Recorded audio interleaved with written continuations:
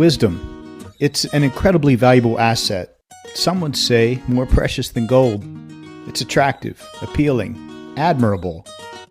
Conversely, a lack of wisdom is the basis of immaturity, blind spots, and bad decisions. Wisdom. It can be gained over time, but it can't be rushed. But wisdom can be shared. That's precisely what we are here to do right now. Today, we are here to hack wisdom, to distill it, to understand it, and to process it. Why? To get better at life. Welcome to The Main Thing.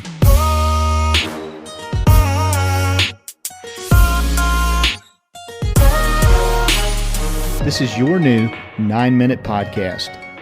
I'm your host, Skip Linneberg, and I've set out to interview the wisest people I know.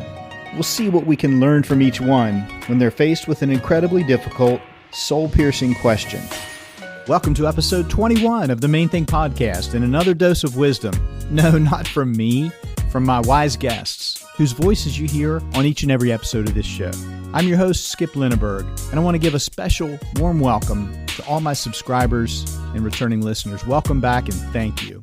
I'm pleased to introduce you today to my special guest, Pat Hedley. Pat Hedley is an investor in and advisor to growth companies. She started her career as a consultant with Bain, and after earning her MBA, spent nearly 30 years with global private equity firm General Atlantic. She's the author of Meet 100 People, a how-to guide to the career and life edge everyone's missing. Isn't that the greatest title you've ever heard? Pat is regularly invited to speak on the topic of networking and building meaningful relationships. And she'll share some of that wisdom with you here today. So settle in.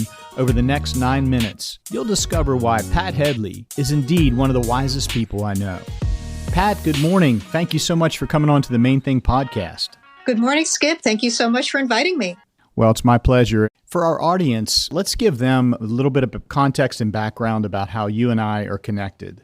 Certainly. We got connected through Vanessa Liu, a young woman that I met probably about 2.5 years ago, and someone who has been just an incredible colleague, friend in my life. She was an advisor to a firm, introduced me to somebody else. I ended up becoming an advisor to that same firm, and so we've continued our relationship over the last 2 years.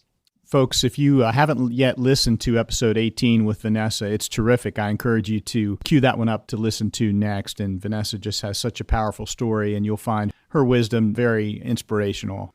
So, Pat, where are you coming to us from this morning? I'm based in Connecticut this morning. Awesome. Well, Pat, we have had some wonderful conversations, and we could talk for hours, and we have. But this is a short format podcast, so it's time for me to ask you that question that I ask each of my wise guests. Pat Hedley, what's the main thing you've learned in your lifetime so far?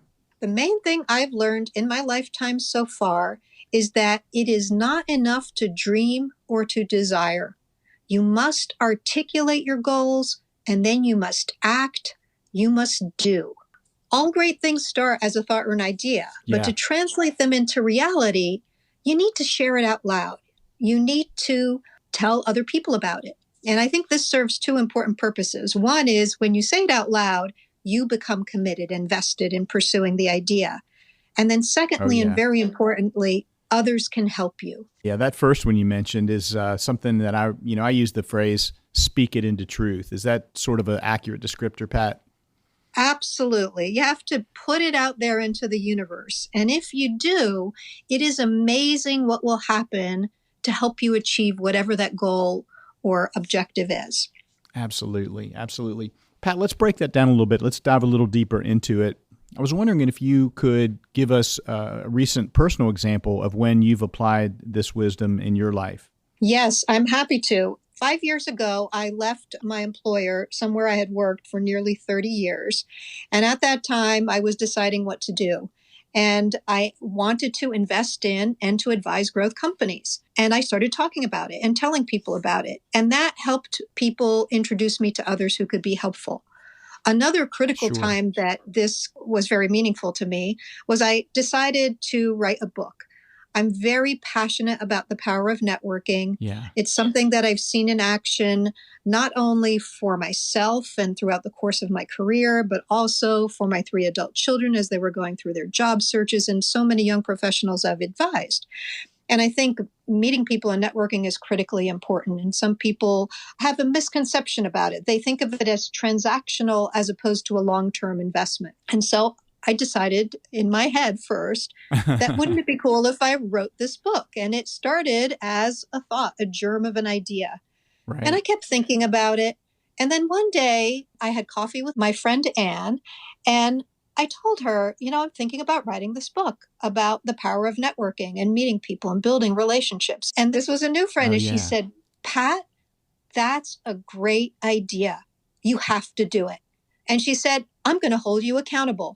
Like, we're going to have coffee. And the next time we have coffee, I want to see chapter 1. And she was that direct with me. Now, that's a great friend. That's a true friend right there.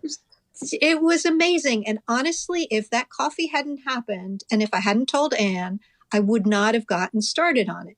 So at least I started it, but I wasn't probably as committed to it as I needed to be. But I did say I was going to do it, and I started to tell other people. I told my family, I told my kids.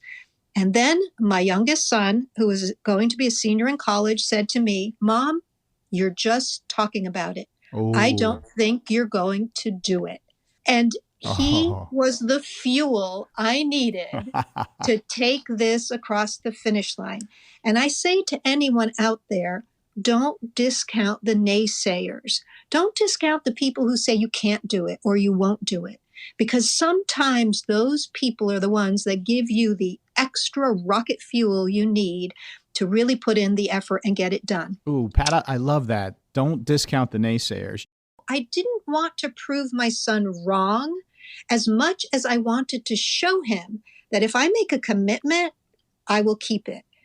I wanted to remain true to one of my core values, which is integrity. Yeah. If I didn't follow through on the fact that I said I would write a book, then how could I expect him to follow through on future commitments? And I really wanted to prove to him that if I say it, I'm going to do it. And I said to my son, I said, Chris, I'm going to get this book done before you graduate. Wow. And I got it published and out into the world 1 month before he graduated. Oh, and as a parent, children learn so much by what they see us do rather than what they hear us say. Pat, before we wrap up, I wanted to ask you to share your thoughts on this question that's relevant to your theme today. Why do we humans tend to get stuck so often in the dreaming and desiring phase? I think there are probably several reasons. Some of it is probably related to fear. And, it's safer when the idea is in your mind. As soon as you say it, all of a sudden you're making a commitment. And whatever that commitment is, it might not be easy. Say, for example, you want to get fit. You want to work out. Okay. It's great in theory in your mind. But then when you say, you know what, I really want to get fit, then you're putting yourself on the line. You actually really have to do it then. And then I very much believe you have to take one small step. If you want to get fit, go for a 10-minute walk. And then the next day, go for a 20-minute walk or go for a 10-minute walk 5 days in a row. Whatever it is, don't just wait. Don't just have the idea, articulate it, and then act. I think the action and the doing, no matter how small it may seem at the beginning, is the difference between success and failure. And you can't give up. I mean, I've read many quotes on success, and there's one I love very much. The difference between success and failure is one more try. That's right. Oh, absolutely. Beautiful and powerful advice. Very well articulated. Pat, thank you so much for coming on to the podcast and sharing this very, very important wisdom. I can't thank you enough. Thank you so much, Skip. I've really enjoyed it.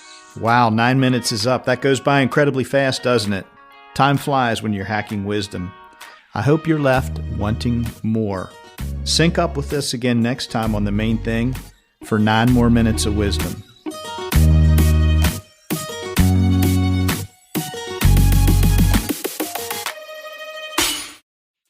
Hey, it's Skip here. I want to thank you for listening and subscribing. If you want to show your support for the Main Thing podcast, I'm excited to let you know that we now have a merchandise store. So if you want to get some Main Thing merch, just go to teespring.com/themainthing. Teespring is TEESPRING. So that's teespring.com/themainthing. There you can find t-shirts, coffee mugs, stickers, tote bags, all emblazoned with the beautiful The Main Thing Podcast logo. Check it out. Go get some merch. Thank you in advance.